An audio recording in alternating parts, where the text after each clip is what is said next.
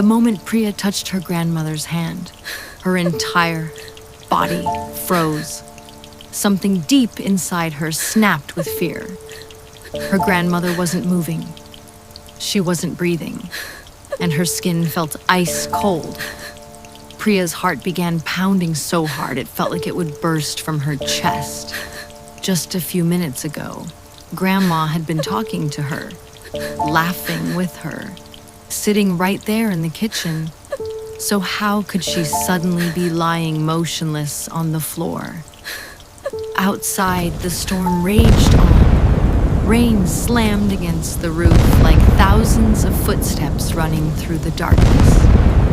Thunder growled somewhere beyond the forest. Panic quickly overwhelmed Priya's thoughts. She couldn't think clearly. She couldn't stay there. Maybe someone in the village could help. Maybe there was still a chance to save her grandmother. Without wasting another second, she rushed out of the house. The ancestral home stood alone at the edge of a dense forest.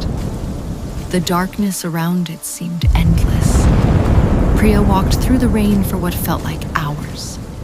She searched every path she could find, but there was nobody. No lights, no voices, no signs of life. Only the sound of wind and rain following her through the darkness. Eventually, exhausted and terrified, she gave up and returned home. As she approached the house, she noticed something that made her stomach twist. The front door was still standing open, exactly as she had left it. A terrible feeling settled in her chest. She rushed inside and ran straight to the kitchen. Then she stopped. The floor was empty. Her grandmother's body was gone. For a few seconds, Priya simply stared, unable to move, unable to breathe. Priya, Grandma. Her voice trembled. There was no answer. Panic exploded inside her. She ran through every room in the house, the bedroom, the hallway, the storage room, every corner. Nothing. No sign of her grandmother anywhere. It was as if she had completely vanished. Breathing heavily, Priya stepped onto the veranda. The storm had grown even stronger. The giant mango tree beside the house swayed violently in the wind. Its branches twisted and creaked above her. For a moment, Priya couldn't shake the feeling that something was hiding inside them, watching her, waiting. Daddy! Priya. Grandma. Tears mixed with rain on her face. Priya. Please stop this. Priya. I'm scared. The wind swallowed her words. No reply came, only the sound of rustling branches. That night, Priya refused to go back inside the house. She stayed on the veranda, alone. Cold wind blew across her skin. Rain poured endlessly beyond the roof. The mango tree stood like a dark silhouette against the stormy sky. Hour after hour, she sat staring at it, unable to look away. At one point, she tried calling her father. No signal. She moved around the veranda, checked again. Still nothing. The phone might as well have been dead. The silence felt suffocating. Eventually, exhaustion overcame fear. And sometime before dawn, Priya fell asleep. She woke suddenly when sunlight touched her face. For a moment, she didn't remember where she was. Then, everything came rushing back. The body, the storm, the endless night, the disappearance. In daylight, the house looked different. Not safer, worse, cold, silent, empty, as if all life had been drained from it. Gathering every ounce of courage she had left, Priya went back inside. The house greeted her with the same unsettling stillness, the same heavy atmosphere, the same feeling that she wasn't truly alone. She searched every room again, carefully, thoroughly, but there was still no sign of her grandmother. Nothing. That was the moment Priya made her decision. She had to leave. She needed help. She needed answers. And she needed to get as far away from that house as possible. When she finally reached the village market, something unexpected happened. Her phone buzzed. Signal. Relief washed over her immediately. Without hesitation, she called her father and told him everything. The storm, the body, the missing grandmother, the terrifying night she had spent alone.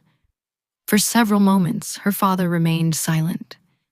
Then his voice became serious. Father, calm down, Priya. Father, I'm coming immediately. She felt a little safer hearing those words, but then he added something else.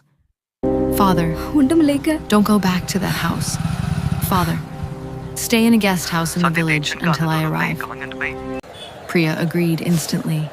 The truth was, she never wanted to see that house again. At least the village felt normal.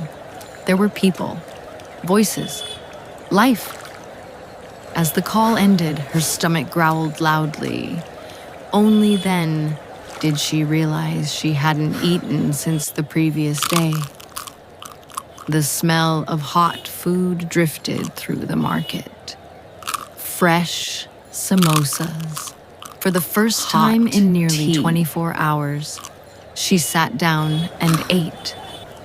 The warmth helped calm her nerves, at least for a little while.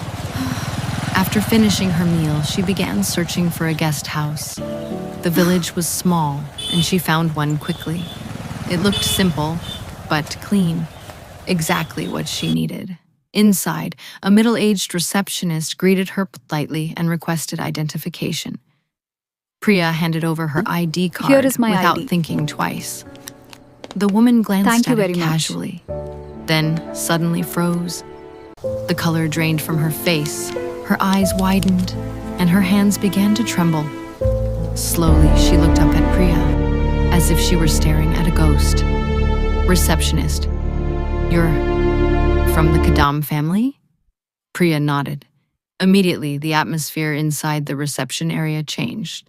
The room felt colder, quieter. The receptionist glanced around before lowering her voice. Receptionist, the stories are true. A chill ran down Priya's spine. Priya, what stories? The woman hesitated. Fear flashed across her face. Then she leaned closer. Receptionist, so you really came from that house? Priya nodded again. The receptionist swallowed hard.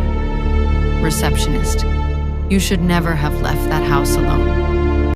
Priya froze. Priya, what do you mean?